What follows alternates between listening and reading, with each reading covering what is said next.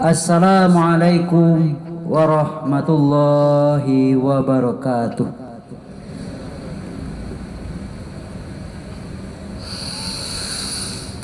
Allahu Akbar, Allahu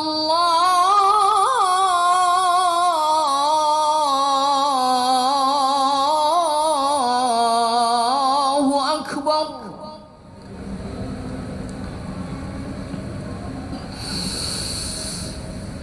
Allahu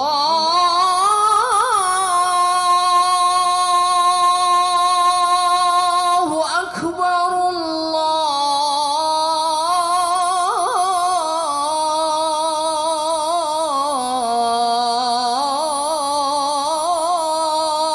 Akbar.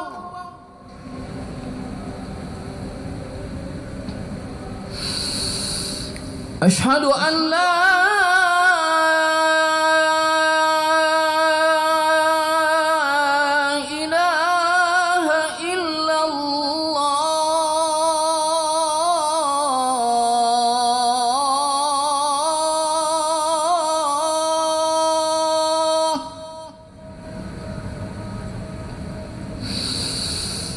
أشهد أن لا إله إلا الله.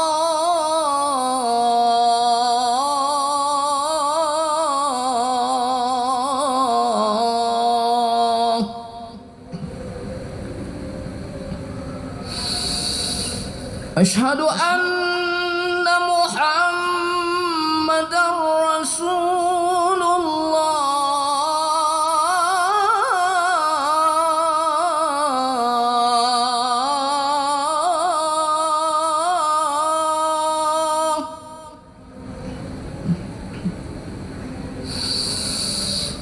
أشهد أن محمدا رسول الله.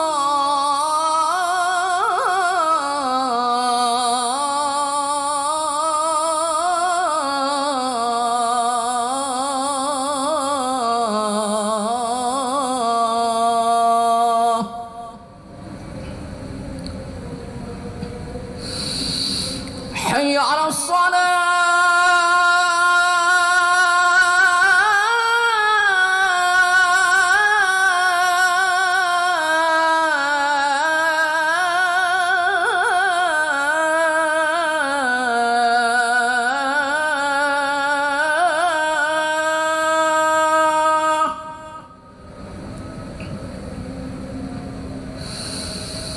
حي على الصلاة.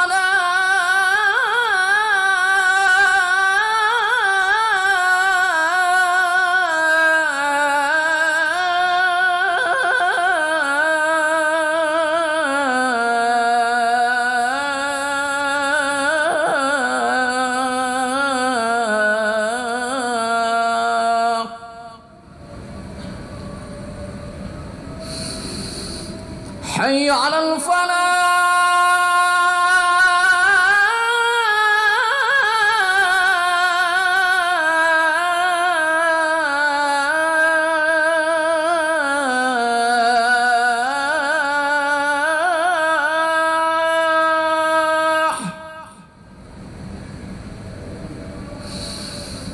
حي على الفلاح.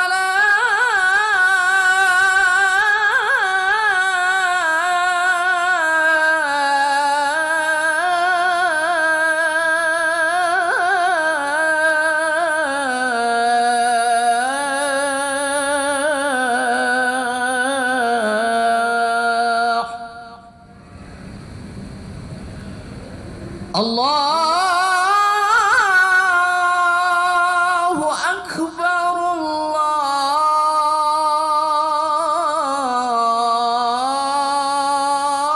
الله أكبر. لا إله إلا الله.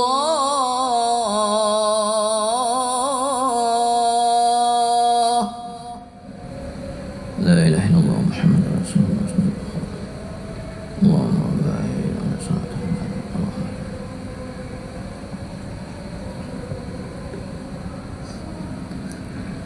Alhamdulillah. Alhamdulillahilladzi khalaqal mauta wal hayata liyabluwakum ayyukum ahsanu amala wa huwal azizul ghafur. Asyhadu an la ilaha illallah wahdahu la syarikalah syahadatan abdi wa asyhadu anna Muhammadan abduhu wa rasuluh afi bi abdi. Allahumma salli wa sallim ala sayyidina Muhammadin wa ala alihi wa ashabihi ajma'in. Amma ba'd, faya ibadallah, usikum wa iyaya binafsi faqad fazal muttaqun. Wa qala Allah ta'ala fil Qur'anil Karim, fa'auzu billahi minasy syaithanir rajim. Bismillahirrahmanirrahim. Ya ayyuhallazina amanu taqullaha haqqa tuqatih wa la tamutunna illa wa antum muslimun. Wa qala aidan, innamal mu'minuna alladzina idza dzukirallahu wajilat qulubuhum wa idza tuliyat alaihim ayatuhu zadatuhum imana wa ala rabbihim yatawakkalun. Sadaqallahul azim wa sadaqa rasuluhun nabiyil karim wa nahnu ala dzalika minasyahidin wasyakirin walhamdulillahi rabbil alamin.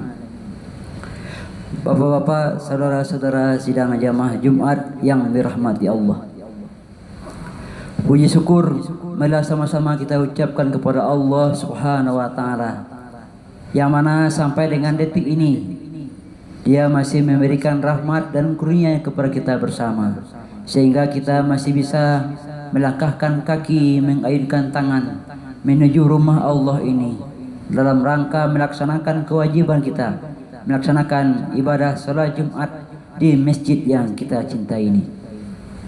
Salawat dan salam juga tidak lupa kita kirimkan kepada arwah junjungan kita Nabi besar Muhammad sallallahu alaihi wasallam. Allahumma sholli ala Muhammad wa ala ali Muhammad. Sidang jamaah Jumat rahimakumullah. Di dalam surat Al-Anfal ayat 2 yang dibacakan di awal khutbah kita tadi, Allah menyampaikan kepada kita bahwasanya sesungguhnya orang-orang yang mukmin itu, orang-orang yang beriman itu adalah apabila dibacakan ayat Allah maka bergetarlah jiwanya, bergetarlah hatinya. Dan apabila dibacakan ayat-ayat Allah maka bertambahlah imannya, dan kepada Allah lah dia bertawakal. Allah Subhanahu wa taala dan nabinya Nabi Muhammad sallallahu alaihi wasallam telah mengajarkan kepada kita agar senantiasa bertawakal kepada Allah. Bertawakal itu berserah diri, menyerahkan diri kita hanya kepada Allah Subhanahu wa taala, bukan kepada makhluk lain, bukan kepada hamba lain. Yang nyatanya ada yang menyatakan bahwa makhluk lain itu mempunyai kekuatan, mempunyai kelebihan dibandingkan dengan yang kita sehari-harinya. Maka kita janganlah kita bertawakal kepada selain Allah. Kita hendaknya bertawakal kepada Allah bulat-bulat, mulai dari ujung rambut sampai ujung kaki. Kita serahkan diri kita hanya kepada Allah Subhanahu wa taala.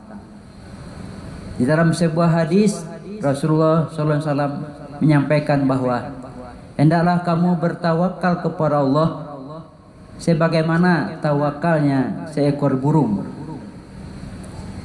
Ini diceritakan burung di sini adalah burung gagak. Kenapa diceritakan seperti burung gagak? Sebagaimana kita ketahui bahwa burung gagak itu warnanya adalah hitam, bulunya hitam. Tetapi ketika dia menetaskan telurnya, tentulah anaknya tidak langsung berbulu atau berwarna hitam. Tetapi anaknya itu adalah tidak berbulu, sehingga kelihatan kulitnya putih bersih. Nah, ketika telah menetas telurnya itu oleh si induk gagak, dia melihat ini tidak sama dengannya, tidak serupa dengannya, sehingga induknya itu pergi meninggalkan anaknya. Dia terbang dan hinggap dari kejauhan, lalu mengamati anaknya itu. Lalu bagaimanakah dengan anaknya? Apakah anaknya itu lantas mati? Ternyata tidak, karena Allah lah yang telah menciptakan segala sesuatunya, maka Allah yang memberi rezeki terhadap segala sesuatu. Ketika anak gagak itu masih baru menetas, maka di tubuhnya itu mengeluarkan aroma tertentu, mengeluarkan bau, sehingga mendatangkan binatang-binatang kecil seperti ulat dan makhluk kecil lainnya. Nah, ketika dia datang ke dekat anak gagak, dengan itulah anak gagak itu bisa makan dan melanjutkan kehidupannya. Sampai akhirnya tumbuhlah bulu di seluruh tubuhnya, dan bulunya itu tentunya berwarna hitam. Nah, ketika bulunya telah tumbuh, barulah burung gagak itu kembali kepada anaknya. Nah, ini membuktikan bahwa ternyata burung yang diciptakan Allah itu ada burung yang baik dan ada pula burung yang buruk. Kalau burung yang baik, yang manakah burung yang baik? Ini diceritakan oleh Allah di dalam Al-Quran, di dalam surah An-Naml ayat 20 sampai dengan ayat 27, yaitu ada seekor burung yang namanya adalah burung hudhud. Di sana diceritakan oleh Allah Subhanahu wa taala bahwasanya ketika Nabi Sulaiman mengadakan rapat dengan para pengikutnya, termasuk juga para hewan, para pengikut Nabi Sulaiman itu tidak hanya manusia, tapi semua makhluk yang ada di muka bumi waktu itu adalah tunduk kepada Nabi Sulaiman. Nah, ketika Nabi Sulaiman mengecek kehadiran dari peserta rapat, ternyata Nabi Sulaiman tidak melihat burung hudhud. Wa ma liya la arani hudhud.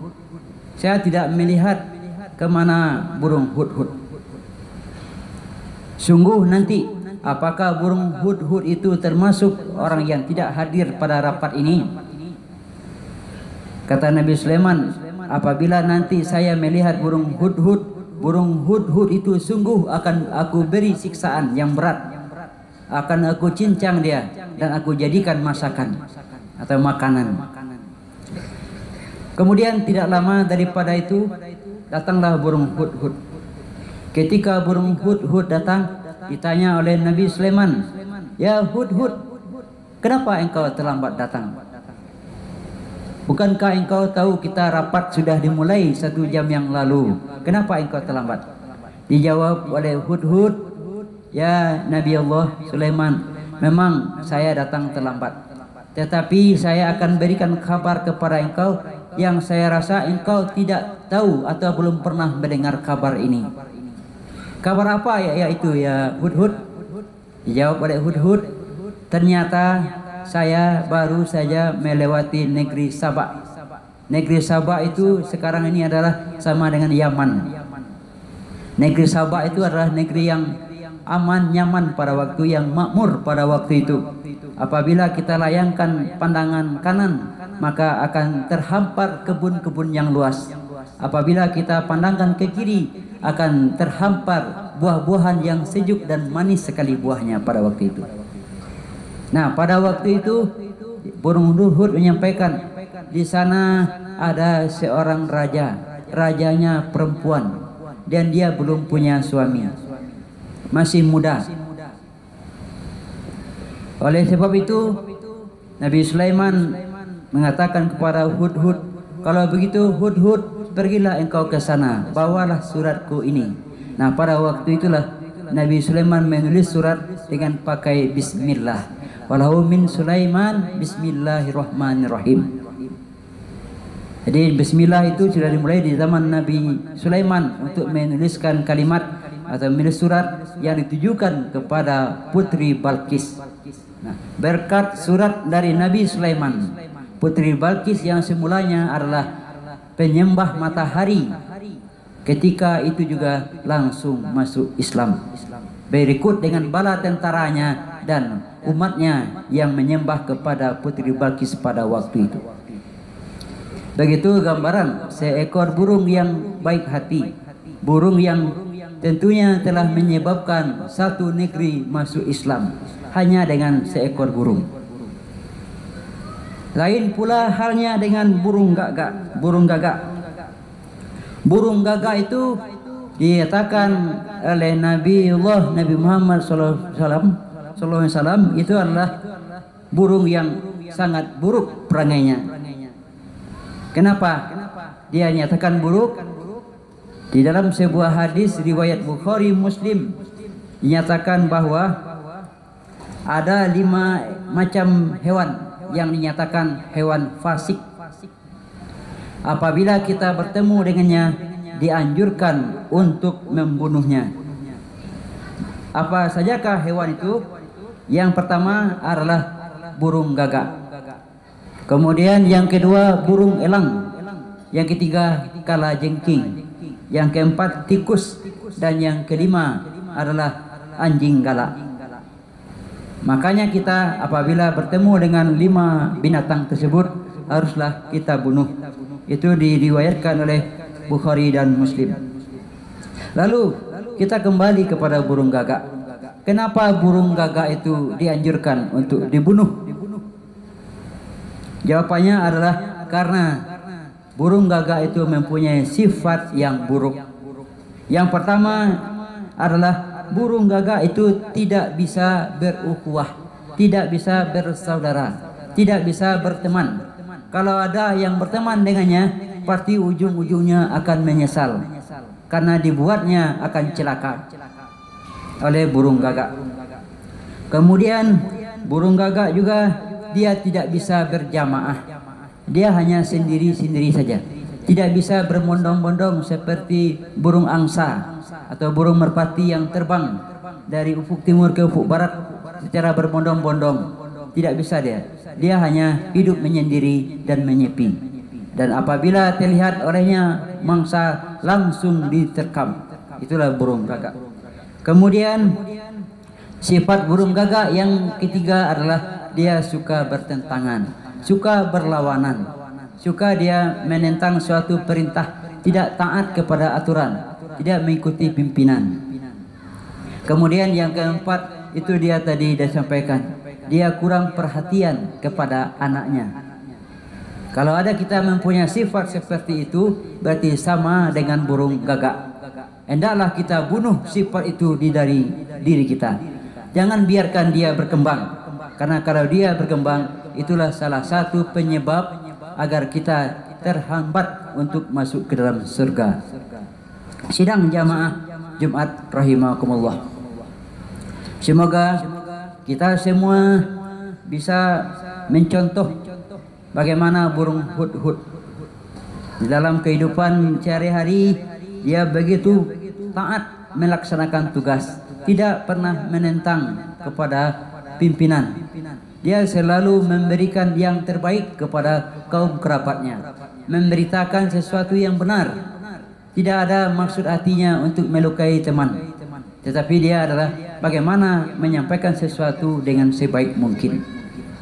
Dan juga kalau kita lihat dari burung gagak yang mempunyai sifat yang buruk, sejak dia mempunyai sifat atau bisa terbang, dia itu mempunyai sifat yang buruk, sehingga di dalam dirinya adalah bagaimana selalu bisa menciptakan keburukan, bagaimana menciptakan kerusakan di muka bumi.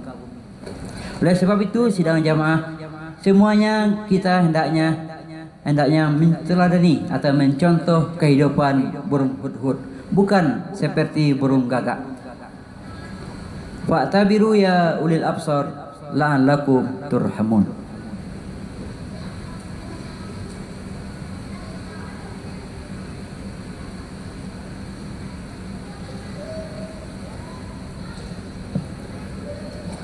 Alhamdulillah. Alhamdulillahilladzi hamdan katsiran kama amar. Asyhadu an la ilaha illallah wahdahu la syarikalah wa asyhadu anna Muhammadan abduhu wa rasuluhu la nabiyya ba'dah. Amma ba'du, faya ayyuhal muhadiruna usikum wa iyaya bittaqwallah faqad fazal muttaqun. Wa qala Allah ta'ala fil Qur'anil Karim, A'udzubillahi minasyaitonirrajim. Bismillahirrahmanirrahim. Ya ayyuhallazina amanu taqullaha wal tanzur nafsum ma qaddamat lighad wattaqullaha innallaha khabirum bima ta'malun. Sadaqallahul azim. Sidang jamaah Jumat yang dirahmati Allah, di dalam surat Al-Hasyr ayat 18 yang dibacakan di awal tadi, Allah kembali memanggil kita. Ya ayyuhalladzina amanu, wahai orang-orang yang beriman, ittaqullah, bertakwalah kamu kepada Allah. Kemudian wal tanzur nafsum ma qaddamat liwat, dan hendaklah masing-masing kamu melihat masa lalu. Untuk apa? Untuk menimbang-nimbang mana yang banyak dosa yang kita lakukan, mana yang besar pahala yang telah berbuat. Supaya apa? Supaya itu bisa menjadi liwat, bekal kita di masa yang akan datang. Karena sesungguhnya kita hidup di dunia ini tidaklah lama. Paling lama 60 tahun, 65 tahun, 70 tahun, atau sedikit sekali yang sampai 100 tahun. Tetapi yang kehidupan yang lama nanti adalah kehidupan setelah kita mati.